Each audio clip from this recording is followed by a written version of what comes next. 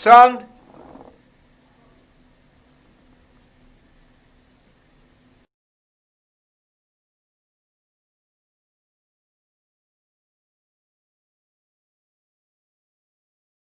The following is a paid program, and the views and opinions expressed are those of the host and other speakers and do not reflect the views and opinions of TVG Channel 28.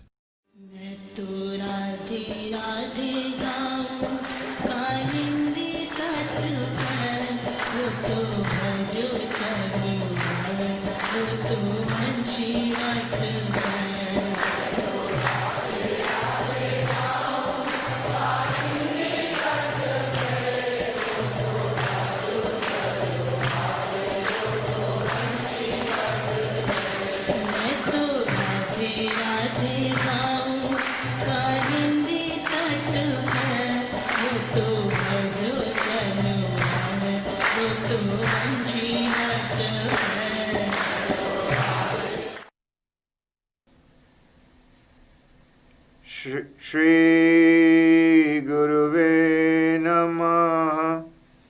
Shri Guruve Namaha. Shri Guruve Namaha.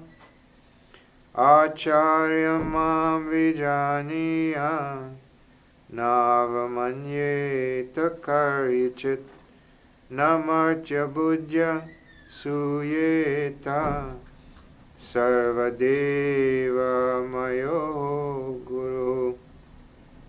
He Param Priyatam Purnatam Purushotam Shri Krishna, तुमसे विमुख होने के कारण अनादिकाल से हमने अनंत अनंत दुख पाए एवं पा रहे हैं।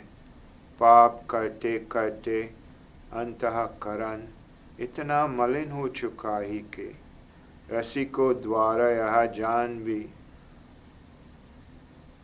अपनी वात्सल्यमयी दृष्टि से हमारी प्रतीक्षा कर रहे हो, तुम्हारी शरण में नहीं आ पाता।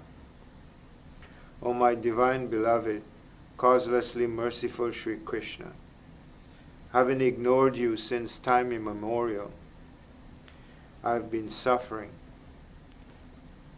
committing sins lifetime after lifetime, being foolishly attached to sinful people lifetime after lifetime, have made my mind so impure.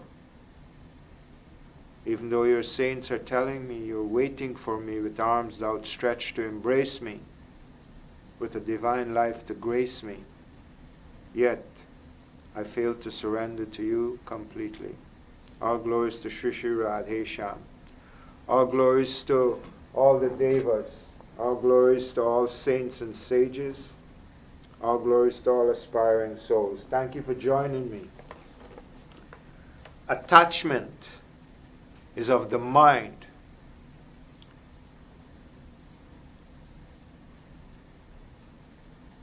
Mana eva manusha karanam bandha mokshayaho. The mind alone is the cause of attachment, and the mind alone can be the cause of detachment.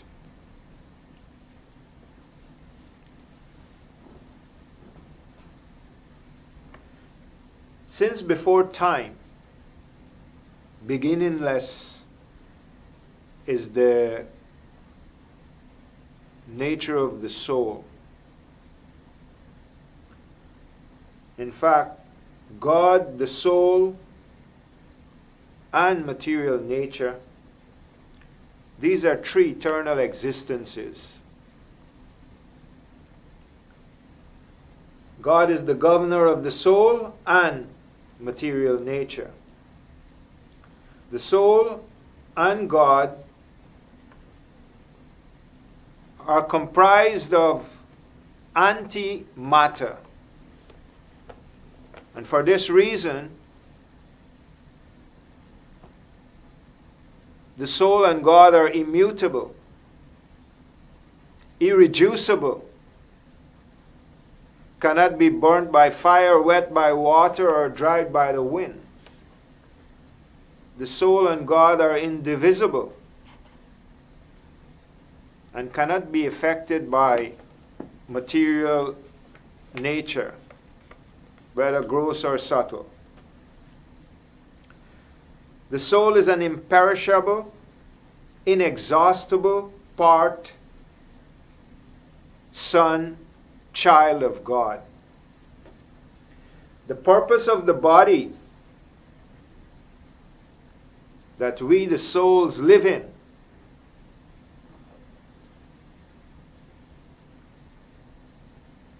the purpose of the mind, senses, and intellect, which are our faculties.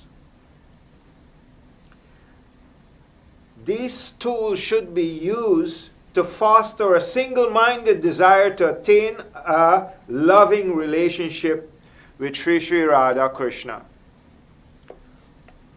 who is God with two forms. God has innumerable forms, and the supreme form of God is Sri Radha and Krishna.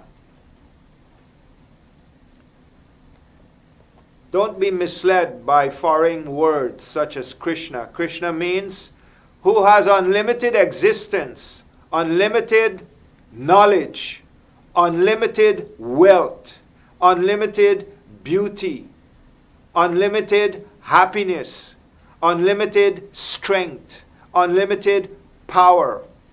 All the things that we yearn for, God has it in an unlimited amount.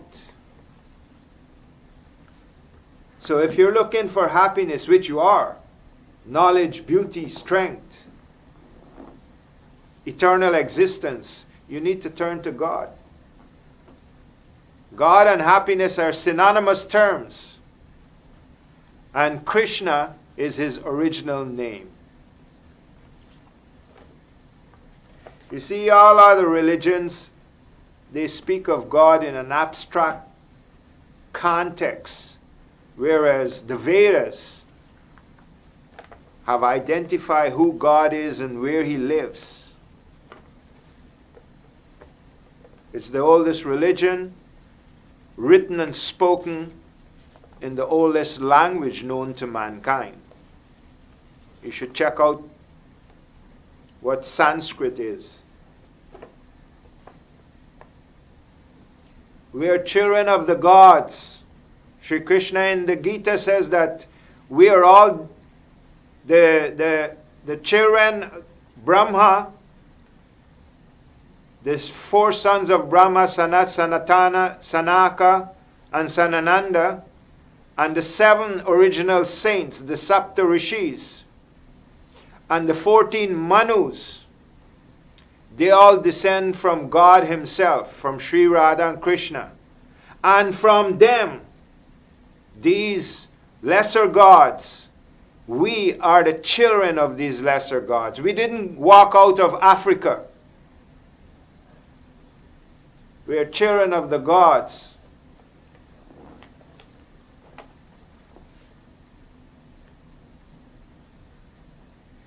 Our purpose here is to foster a single-minded desire to attain a loving relationship with Sri Radha and Krishna, who is God. And of all things, the mind is impossible to control by our own efforts. However,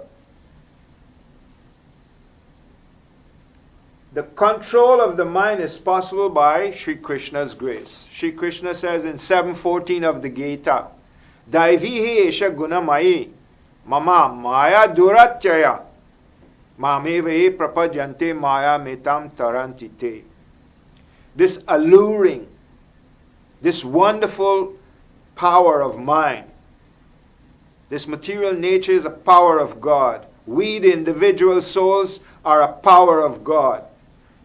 God is the all-powerful. So even though the three are eternal existent, God is the governor of both the soul and material nature. So no one can overcome this power of God called material nature. Only the governor of material nature, who is Sri Radha and Krishna, can control material nature. So we have to surrender to God. So God says, this alluring, wonderful power of mine is not easy, it's very difficult to overcome. However, it's not impossible. By my grace, who surrenders to me alone can easily cross over. So, no one can control the mind.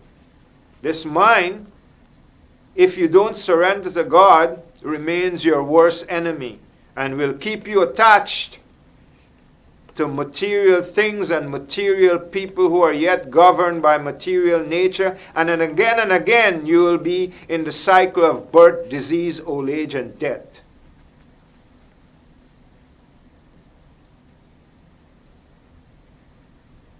The degree of attachment to God will determine the degree of control of the mind. If you are attached to God 10%, it means you're allowing God to help you 10%. It means you will have 10% control of the mind. When you become completely surrendered, completely attached to God, then your mind will be completely under control.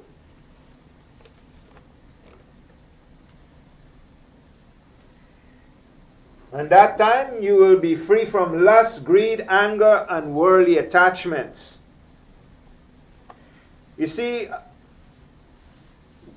before God realization, we experience tridosh. Tridosh means suffering caused by body. Your body, you can get injured, sickness, diseases, COVID.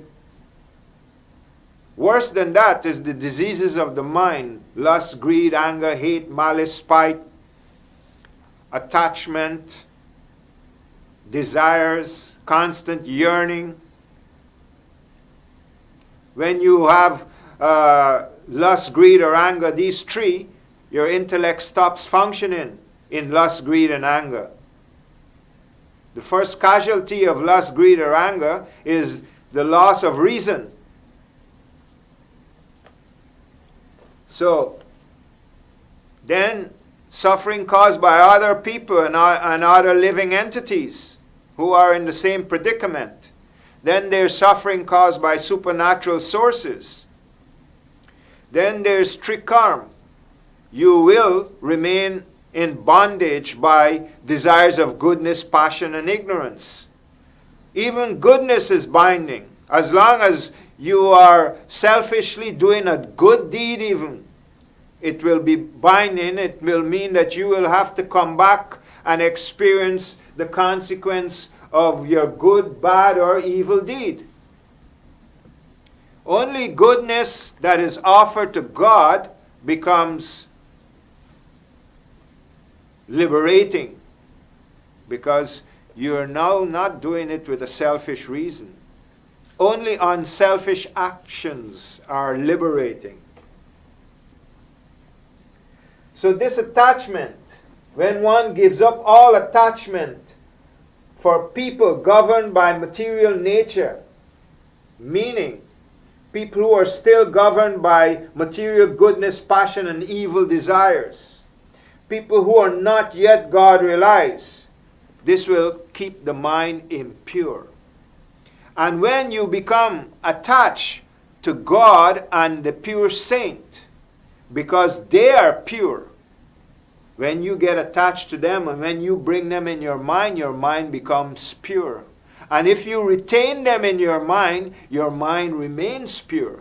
But if you retain people who are still governed by passion and evil, then your mind will remain impure. Think about it. If you think of an enemy right now, you start getting agitated. When I see him, I'm going to give him a good slap. Wait, let me see him. I'll tell him this, I'll tell him that. You start to get angry, even in their absence. In the same way, when you think of who is pure, God and the true saint, when you bring them in your mind, you will have favorable, pure, lovely thoughts. So this is the secret of life. who you get attached to by repeatedly thinking of someone. How the strong feelings of love come. You see someone for the first time, you had a pleasant meeting, you think, oh, she's very nice, she's very kind, she's very beautiful, she's lovely. You meet again and again, you have these thoughts reoccurring again and again. After 1,000,000 times of such favorable thinking of a person, that person, even in their absence, develops in your mind as an attachment. Then even in their absence, you are yearning for their presence. In the same way, you can become attached to God and the true saint. So attachment can be with favorable or unfavorable feelings, with hate or love. During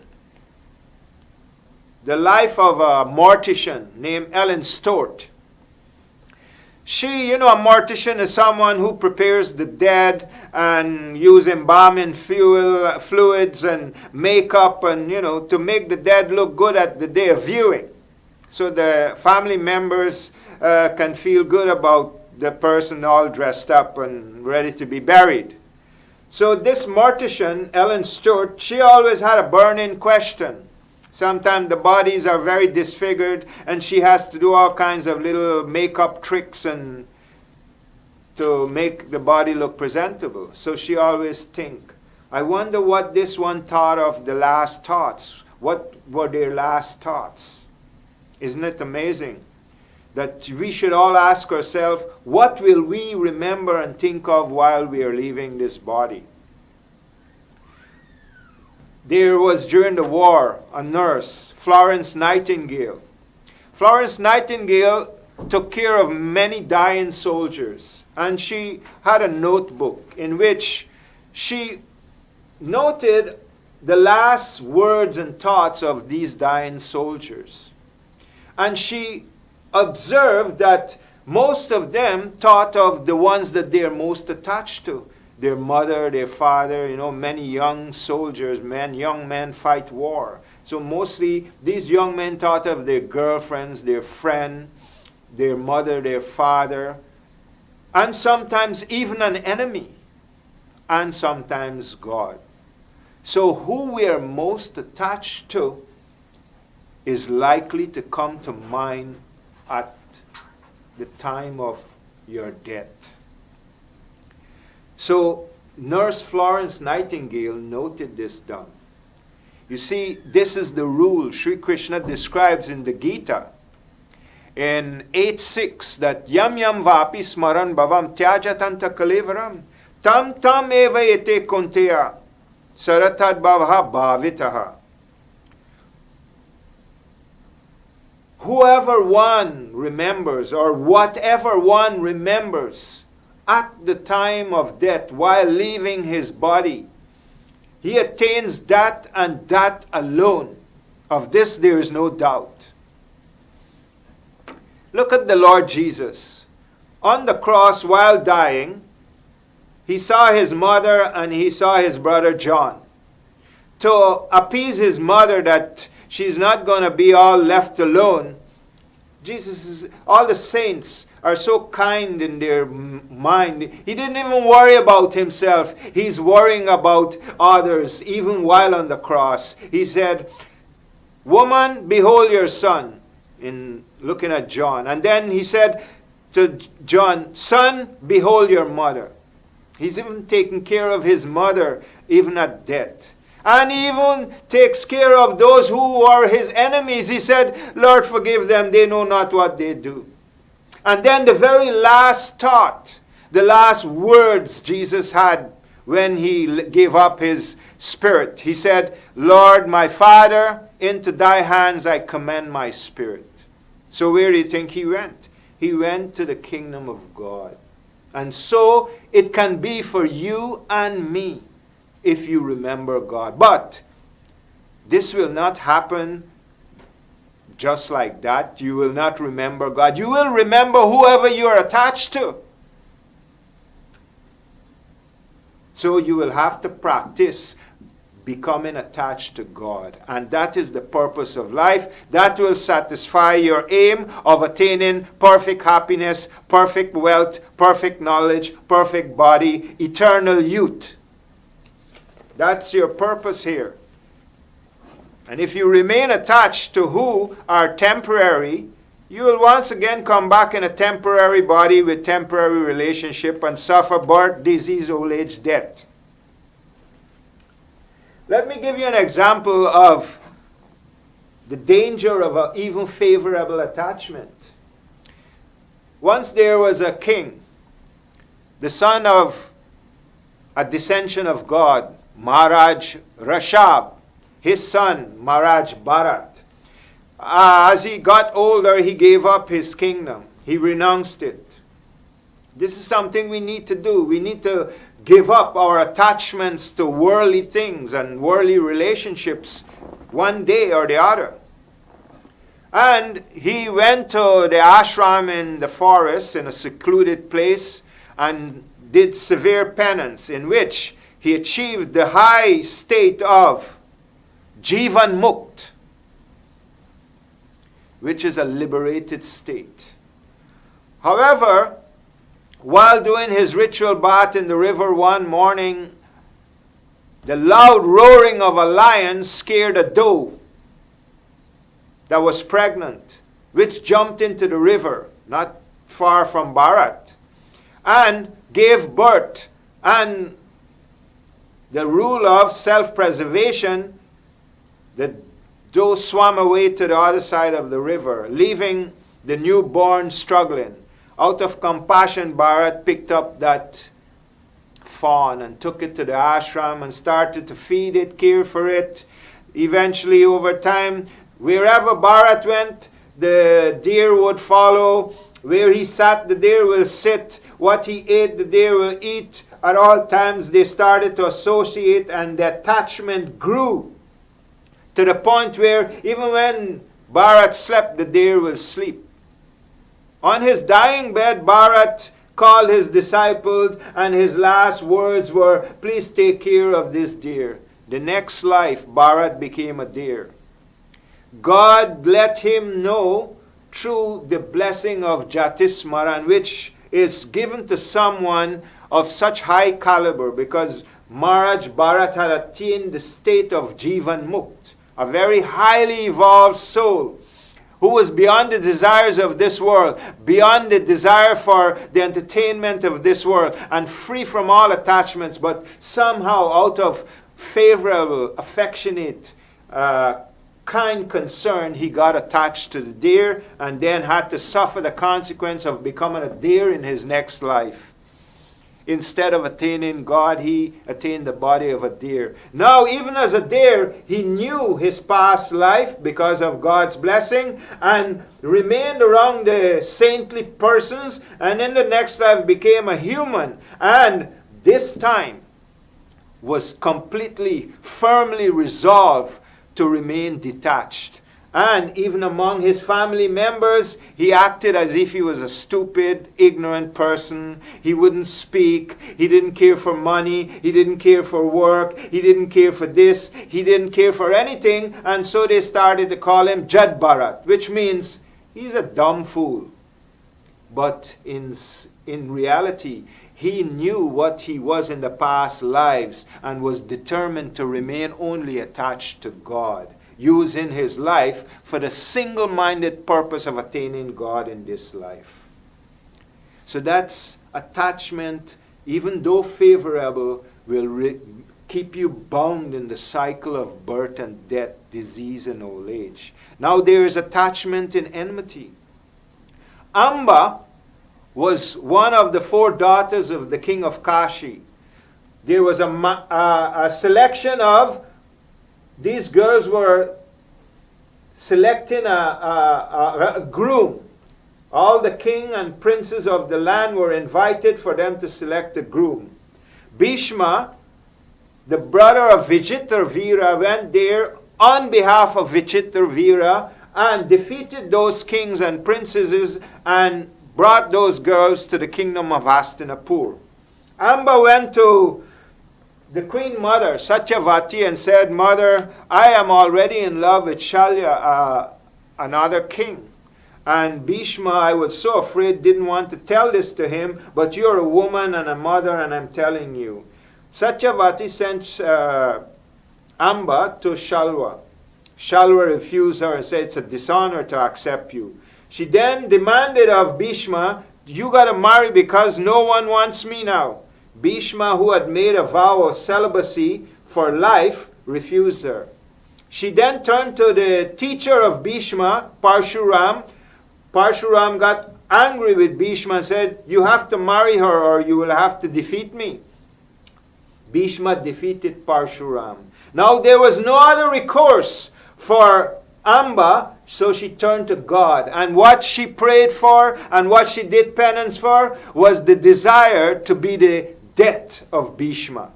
And so, in the next life, out of enmity, attachment in enmity, she was born again now as the brother of Drupadi and Drishtadyumna, the son of King Drupad.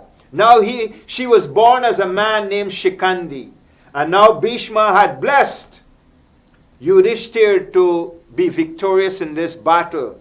But Bhishma, who was on the opposing side of the Pandavas, he himself was the impediment for this blessing of victory to be fulfilled. During the night, the soldiers were allowed to mingle with one another after sunset. The Yudhishthir went to Bhishma and said, Pitama, grandfather, you yourself is the obstacle in the blessing you gave me. It cannot be fulfilled because you are invincible. Bhishma acknowledged and said, yes, if you take Shikandi, who was in the previous life a woman named Amba, she had the boon of wanting my death. You put her on Arjun's chariot, and tomorrow Arjun will be able to kill me. So look, my dear aspiring souls, even in enmity or in love, the attachment will take you back to whoever you're attached to. Right now, many people, their enemy is born in their home because of previous birth attachment.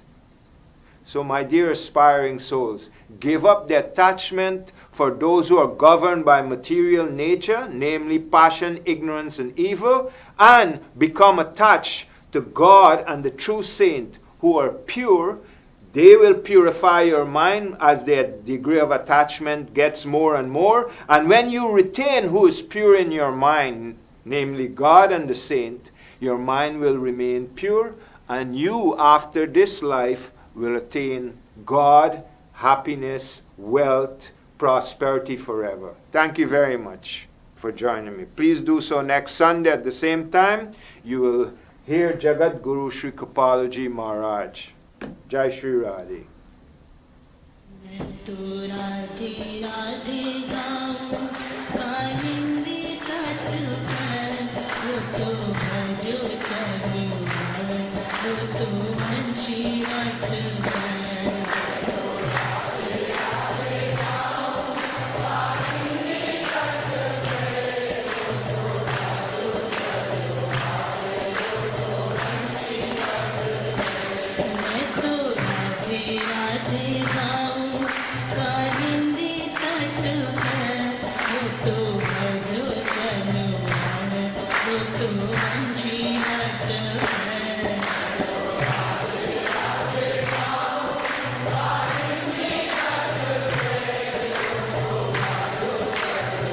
That was a paid program, and the views and opinions expressed are those of the host and other speakers and do not reflect the views and opinions of TVG Channel 28.